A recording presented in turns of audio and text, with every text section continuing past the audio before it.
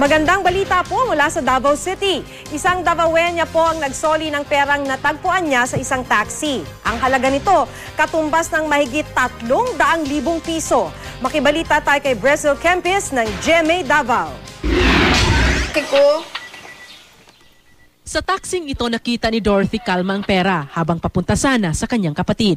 Tapos pag upo ko, nakita ko yung parang papel. Sabi ko, may papel doon between ng seat sa front at saka yung door. Sabi ko, anong papel? Inaano ko pa ng pako.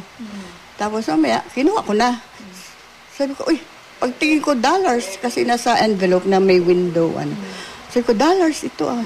Ang laman ng sobre, $7,100 katumbas na mahigit 300,000 pesos. Ayon sa driver, isang Amerikano na nakilalang si Timothy Thomas Heck at partner niyang Pilipina ang sumakay sa taxi. Galing daw sila sa bangko. Nagdesisyon si Dorothy at ang driver na isoli sa may-ari ang perang napulot kaya humingi sila ng tulong sa GMA Davao.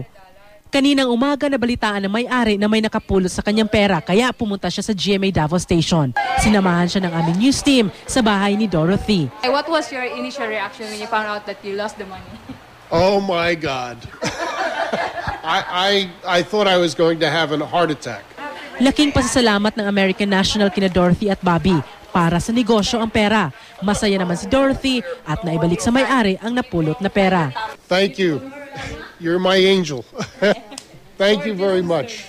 It makes you have a wonderful feeling about the Philippines. It really does. Happy ako na nakuha nila. Kailangan talaga nila mag-open daw sila ng business dito. Sa Bislig pala.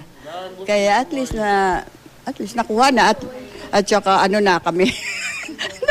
ano na aming kalooban at wala, nabigay na, nasa uli na. Brazil Kempis, Nagbabalita, Pilipinas.